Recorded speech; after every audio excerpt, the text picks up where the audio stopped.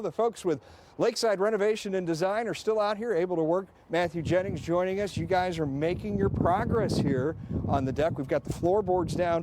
Where do we stand now? Yeah, so you're right. We have the decking finished. Our fireplace is fireproofed and ready for fireplace installation. That'll happen next week. Stone right now is really down here. Is the next process. So this is a manufactured stone. It's pretty much. It really has the same natural beauty as natural stone, but really much more cost effective.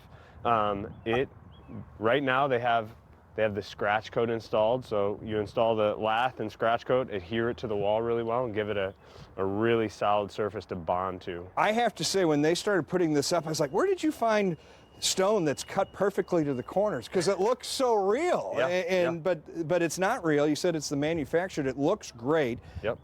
Talk to me about the scratch coat, because when you first put this up, you put wood up, and I thought, okay, it's going to be a wood deck, and then you wrapped it and you stuccoed it, scratch coated it, whatever that you said that's called.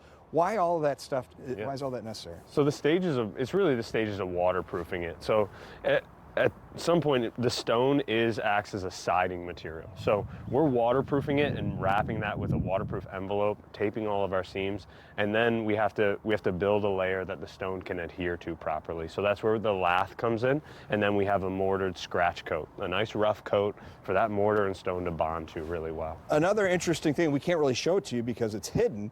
The power lines are actually behind the stone, so you're able to hide it behind the stone because it's manufactured. Great stuff. Yeah.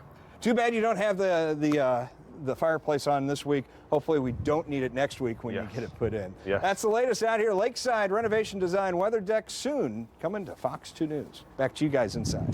All right, we look forward to that, Chris. That will be nice to have out there.